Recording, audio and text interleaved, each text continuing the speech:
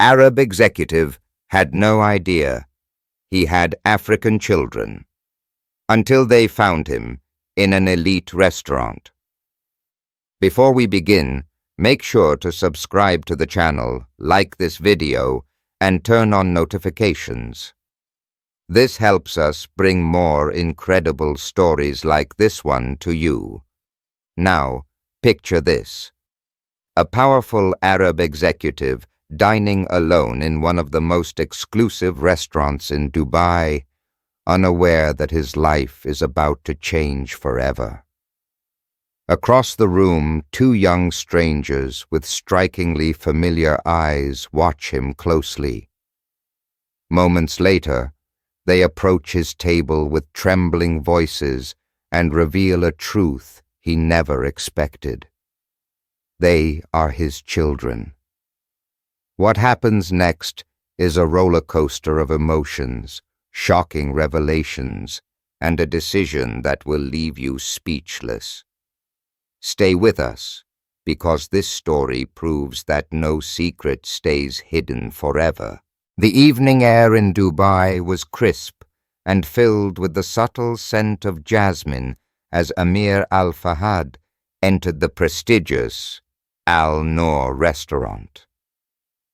Known for its exclusivity and its panoramic views of the Burj Khalifa, the restaurant was a sanctuary for the city's elite.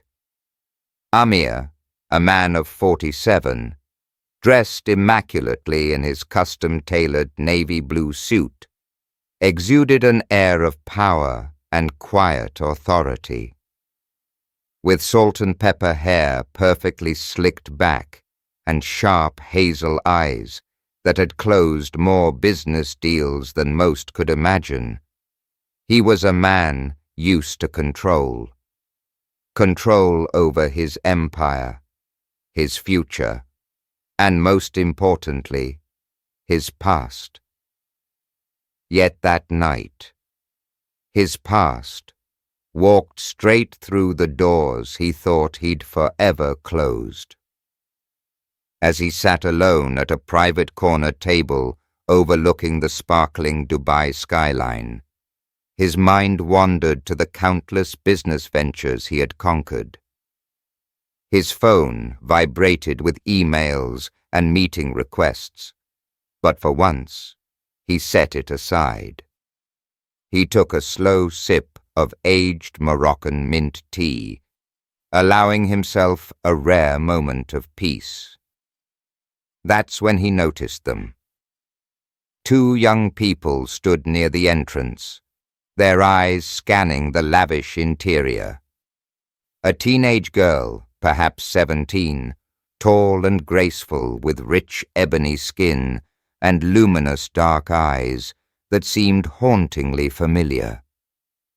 Beside her, a young man, maybe 19, stood protectively, his jaw tight, his posture tense. His sharp cheekbones and strong nose bore an uncanny resemblance to Amir's own reflection from 2 decades ago. At first, Amir dismissed it as coincidence.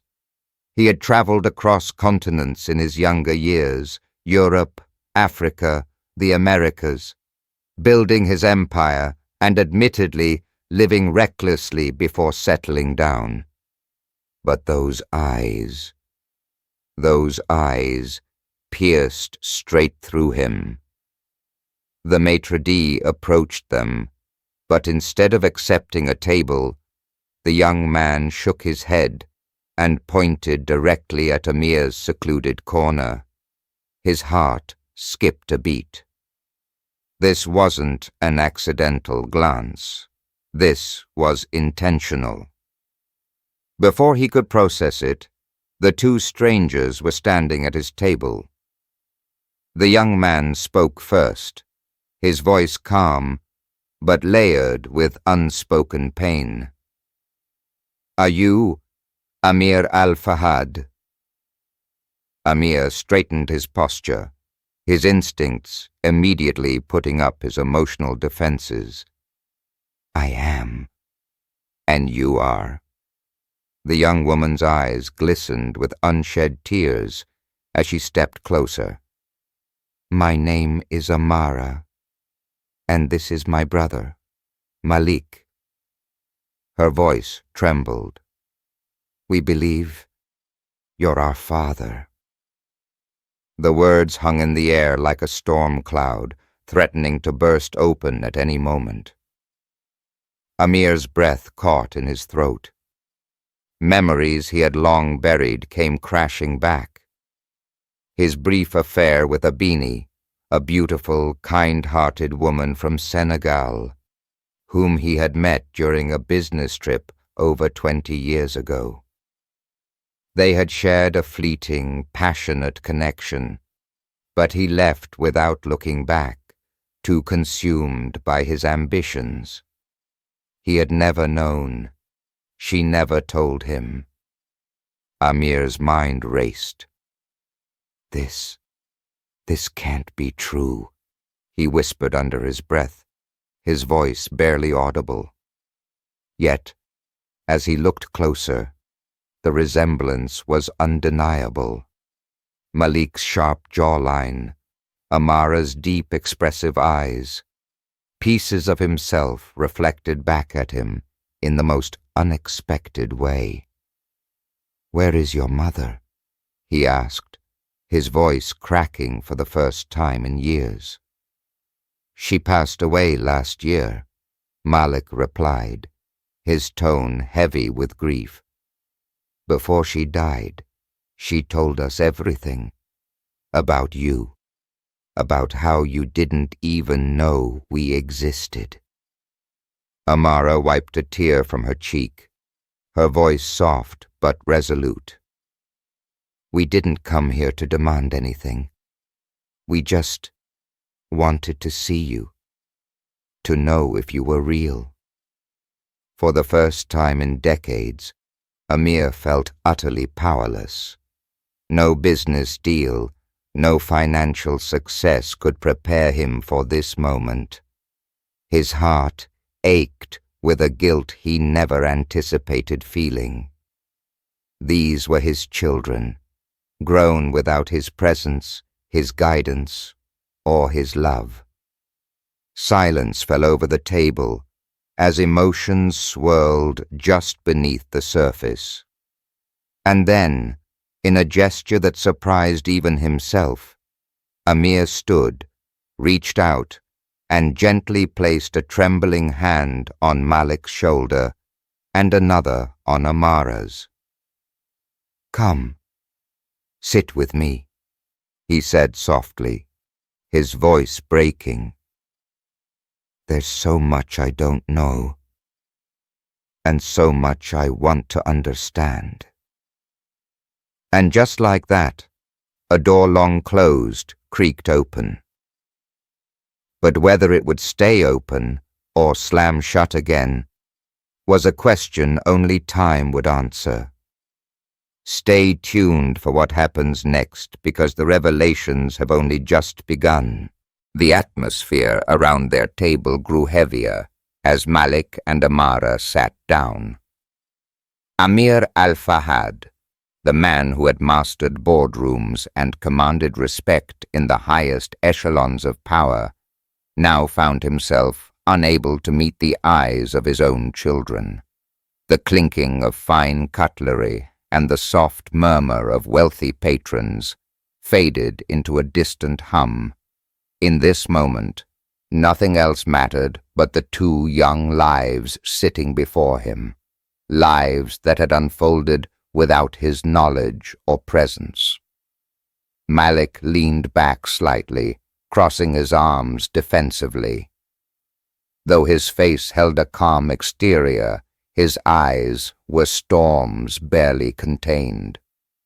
Amara, on the other hand, kept her hands clasped tightly in her lap, her gaze flickering between her brother and the man who was supposed to be their father. "I don't know where to begin," Amir admitted, his voice low and rough, a stark contrast to the polished confidence he wore like armor in every other facet of his life. You can start by telling us why you left, Malik snapped before Amara could intervene. Or did you just move on so quickly that we were nothing more than a forgotten chapter? Amir swallowed hard. I didn't know, he confessed, his hands trembling slightly as they rested on the edge of the table. Your mother, Abini, she never told me.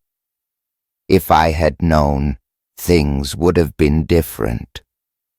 Malik scoffed under his breath. Would they? He challenged.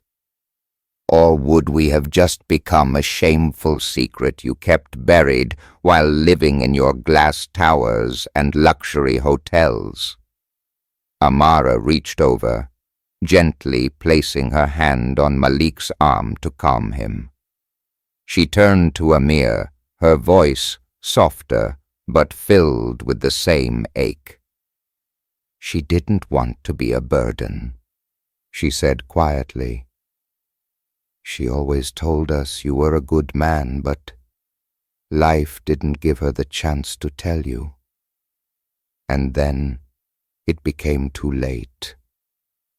Amir felt as if the walls were closing in. His carefully curated world, the one built on wealth, status, and perfection, was crumbling before his eyes. And yet, amid that collapse, something deeper stirred in him. Where did you grow up? He asked gently, his voice shaking as he tried to fill the gaping void with something, anything, that could make up for the lost years. In Dakar, Amara replied, a faint bittersweet smile crossing her lips. It wasn't easy. After Mama passed, we struggled, but we managed. Malik took care of me. Amir's heart clenched painfully. The thought of his son, barely a man himself, carrying the weight of the world on his shoulders while he, his father, lived in palaces and traveled the world in private jets, was a shame he could hardly bear. And your education? He asked, already knowing the answer would sting. Malik straightened his back, pride cutting through the bitterness. I finished high school working nights at the port. Amara is still finishing hers. She's brilliant, top of her class. She wants to study architecture. Amara's cheeks flushed slightly at her brother's praise, but her eyes never left Amir's. For the first time, he saw not just pain and longing in their gazes, but resilience, strength born from hardship, a quiet, unyielding dignity. You've done more with less than most people could ever imagine, Amir whispered, his voice thick with emotion. A long silence settled between them until Amara spoke again, her voice barely above a whisper. We didn't come to ask for anything, Mr. Al-Fahad. We just wanted to meet you, to see the man who gave us life. The words hit harder than any accusation.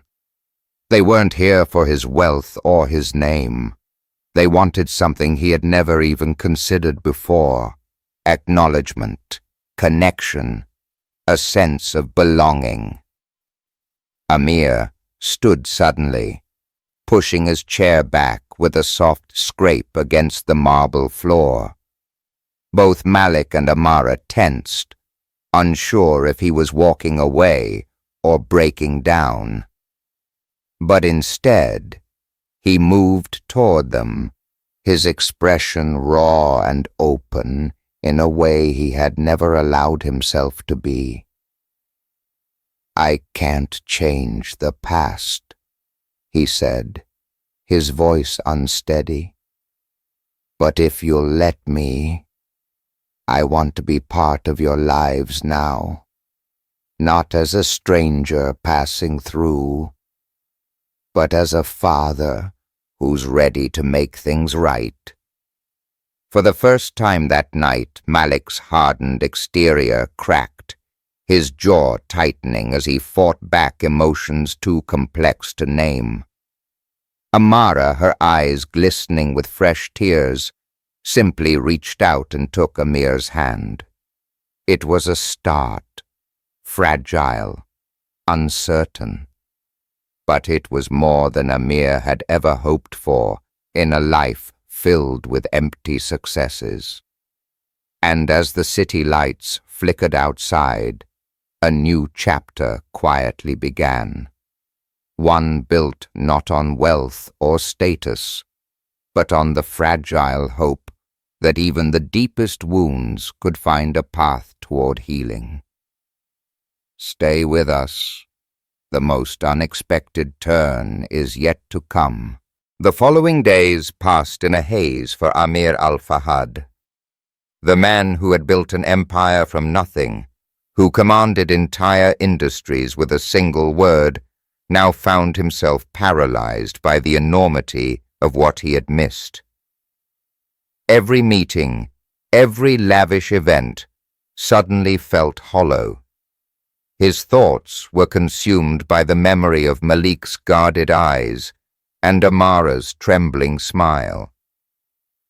He sat alone in his penthouse apartment, overlooking the glittering Dubai skyline, a glass of untouched whiskey in his hand. The reflection in the window no longer looked like the man he thought he was. For years, he believed success had defined him. Now he wondered if it had only been a mask, hiding the most important failures of his life. His phone sat quietly on the marble coffee table. He'd given Malik his number that night, but neither of them had called. Part of him wondered if they even wanted him in their lives. He couldn't blame them if they didn't. But he also knew one truth. If he wanted to prove he was more than the man who disappeared, he needed to take the first step. With a deep breath, he grabbed his phone and dialed. His heart pounded in his chest as the line rang. Once, twice, then a click. "Hello?" Malik's voice came through, steady but cautious. "Malik, it's Amir." For a moment, there was silence on the other end. Amir pressed on, his voice low and sincere. "I don't want to interrupt your lives, but I need to see you. Both of you. There's something important I want to do." Another long pause. Then Malik exhaled sharply. "Where?" Amir's grip tightened on the phone. "Wherever you're most comfortable. You name the place." Malik hesitated, his tone still guarded. "Meet us at Al-Noor Park tomorrow, noon, public, neutral." Amir smiled faintly despite the tension. "I'll be there." The next day, the midday sun cast a soft golden glow over Al-Noor Park, a rare green oasis amidst Dubai's towering skyline. Amir arrived early, dressed in a simple linen shirt and tailored slacks. He had left his usual luxury car behind, arriving instead by a quiet walk through the bustling streets, a reminder that today wasn't about appearances. When Malik and Amara arrived, Amir noticed immediately how the siblings stood close together, protective and cautious. But there was something else too. Curiosity. A small, fragile thread of hope that hadn't completely unraveled. Amir greeted them with a warm, humble nod. "Thank you for coming," he began. "I know you owe me nothing, but I asked you here because I made a decision, one that should have been made years ago." Malik crossed his arms. "And what decision is that?"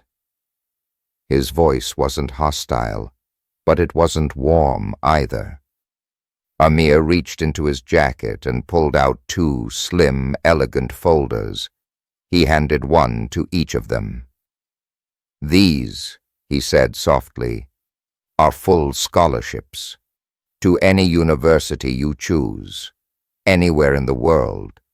Full tuition, housing, living expenses, everything you need." Amara gasped quietly, her hands trembling as she opened the folder and saw the documents inside. It wasn't just empty words.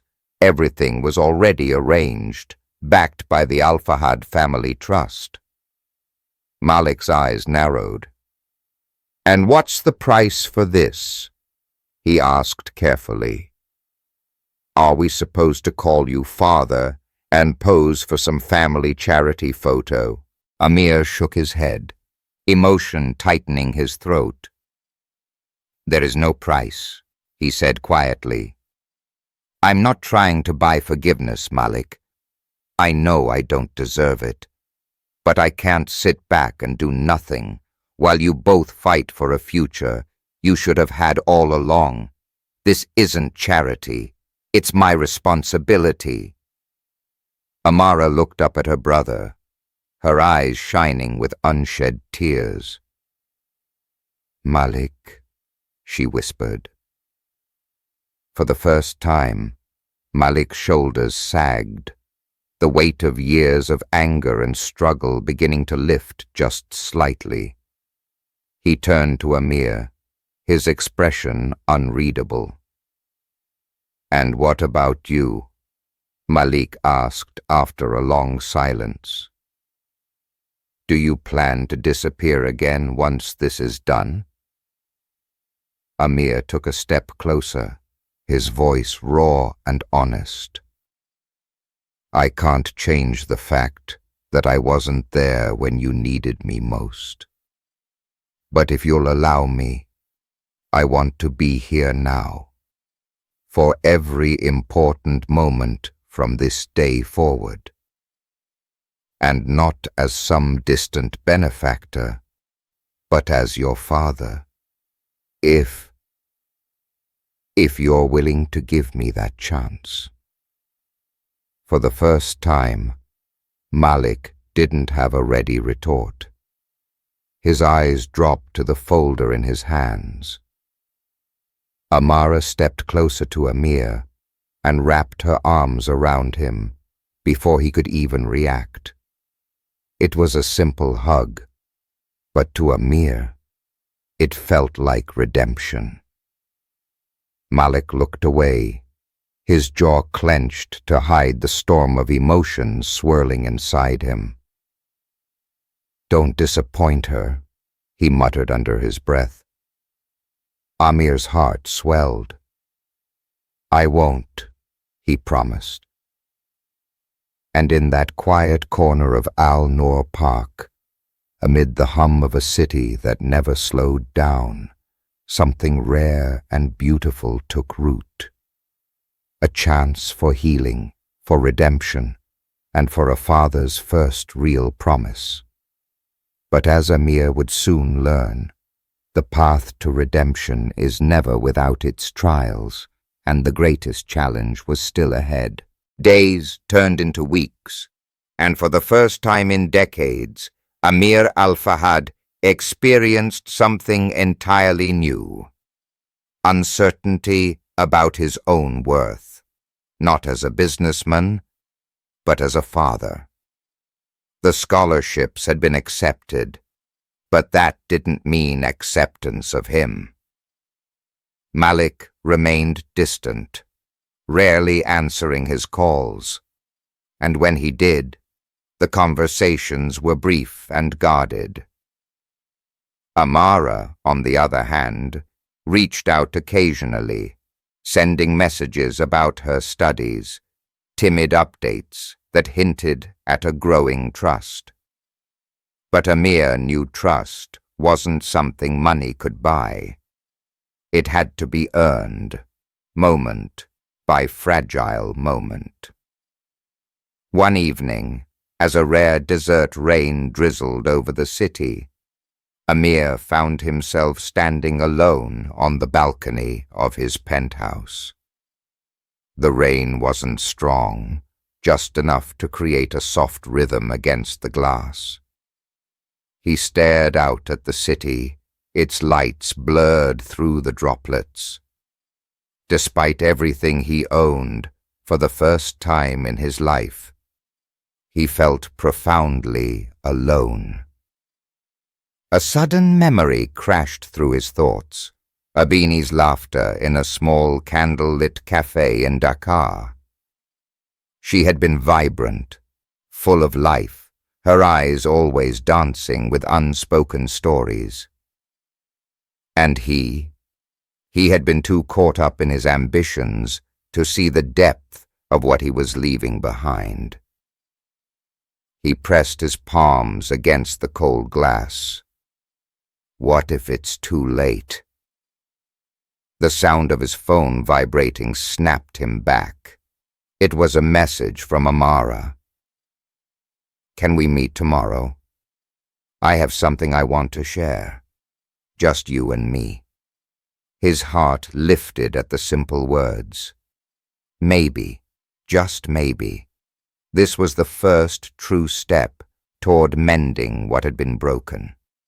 The next day, Amir waited nervously at the old Al-Serkal Art District Cafe, a humble, artistic space far removed from the luxury venues he usually frequented. It was Amara's choice, and he respected that. She arrived wearing a simple white blouse and jeans, her hair tied back, her natural beauty radiating despite her modest appearance. "Thank you for meeting me here," she said, as she sat across from him. "I'm grateful you asked me," Amir replied gently. Amara took a deep breath and reached into her bag, pulling out a thick, carefully bound folder. She pushed it across the table toward him. "This is my dream," she said softly. "A blueprint for a community center in Dakar. A place where young people like Malik and me, kids without fathers, without guidance, can find safety, education, and a future." Amir carefully opened the folder. The designs were breathtaking. Despite her young age, Amara's architectural sketches were precise and full of heart. Every corner of the building had meaning. Classrooms with open windows for natural light, a library at the center symbolizing knowledge at the heart of the community, and even a small rooftop garden to bring peace to children who had known only chaos. "I don't want this to just be about me," Amara continued. "If you really want to be part of our lives, then help me make this real. Not for us, but for all the kids still waiting for a chance." Amir stared at the sketches, his throat tight. In that moment, he realized that this young woman had inherited something far more valuable than his wealth, his drive, his vision.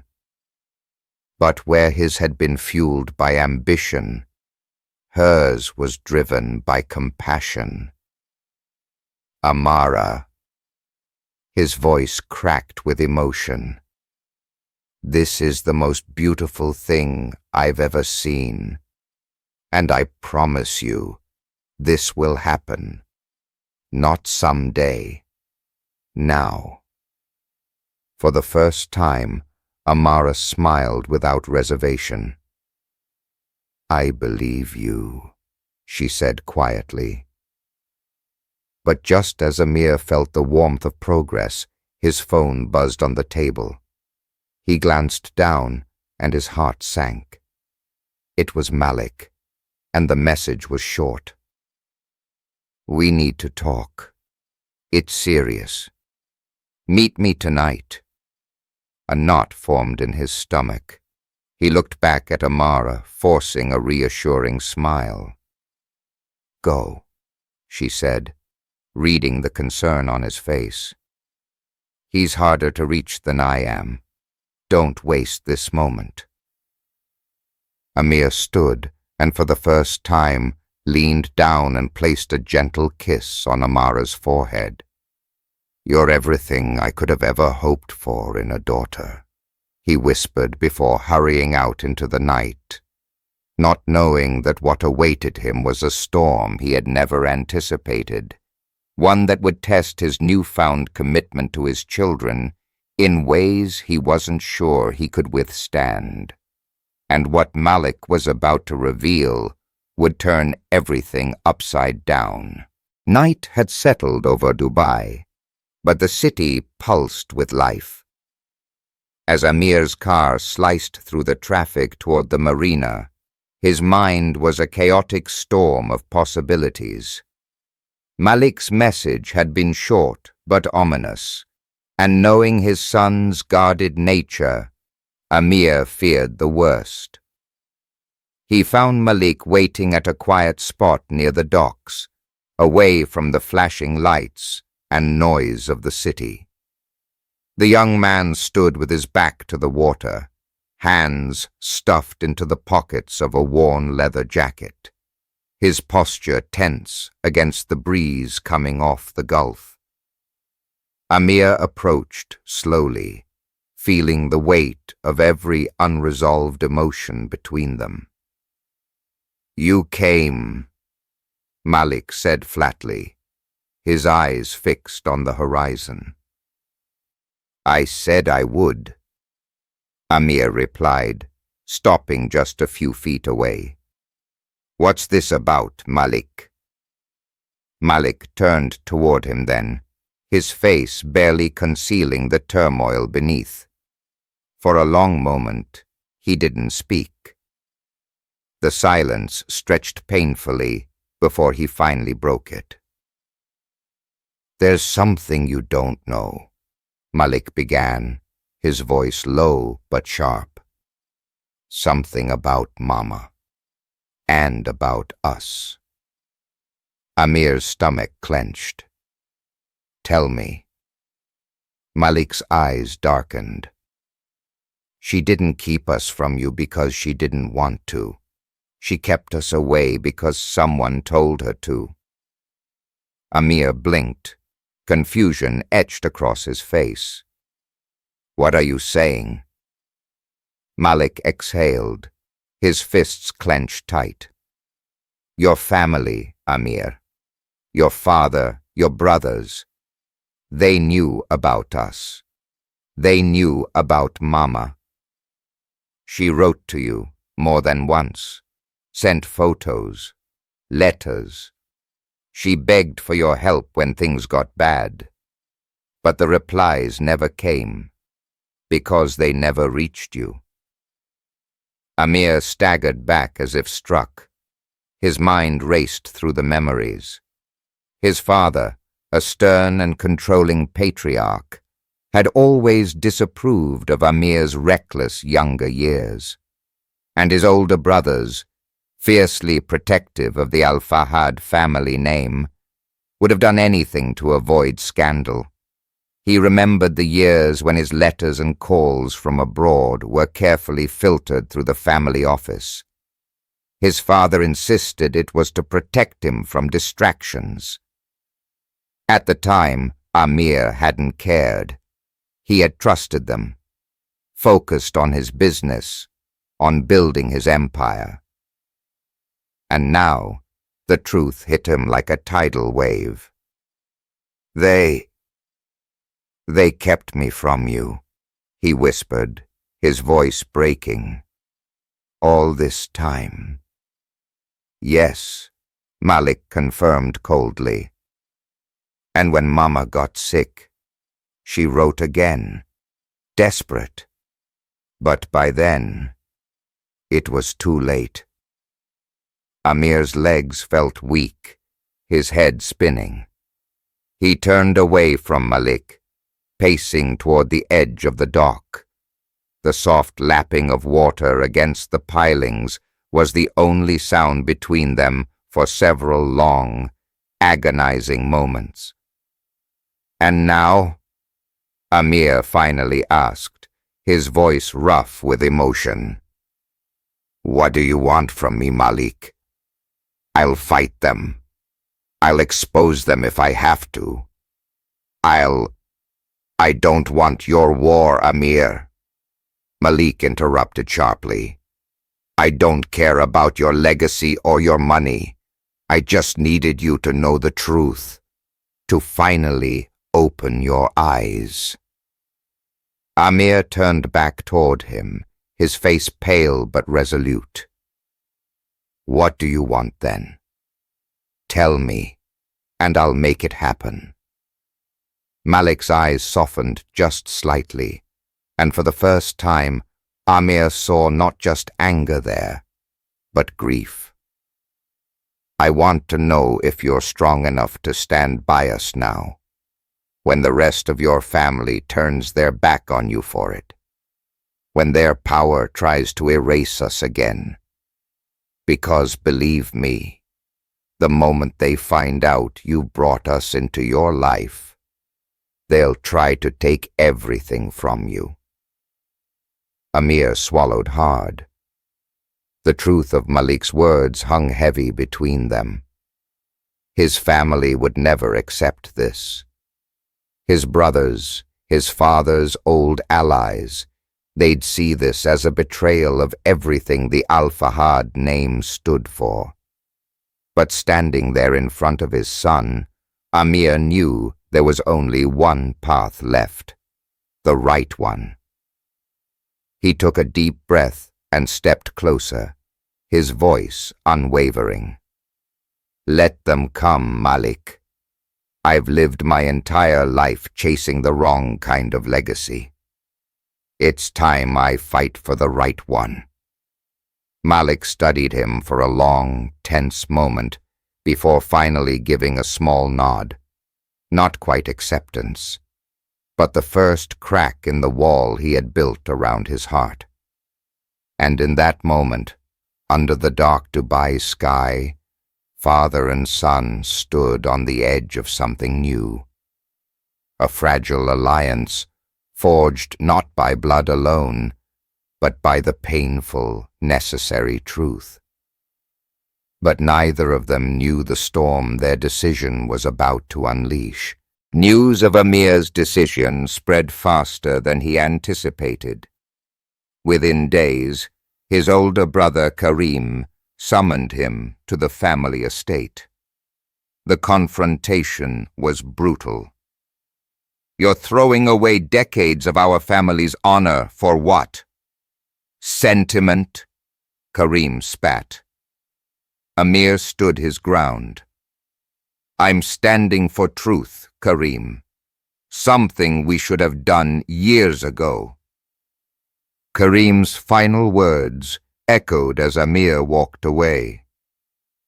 If you go through with this, you're no longer one of us. Amir didn't look back. For the first time, he didn't need their approval. Months later, standing before a crowd at the grand opening of Amara's community center in Dakar, Amir felt a peace he'd never known. Malik stood by his side, his expression calm, while Amara proudly cut the ribbon. As the children flooded into the bright, welcoming halls, Amir felt tears burn his eyes. This was the legacy he wanted. And for the first time, his children called him what he'd longed to hear. Father, welcome home.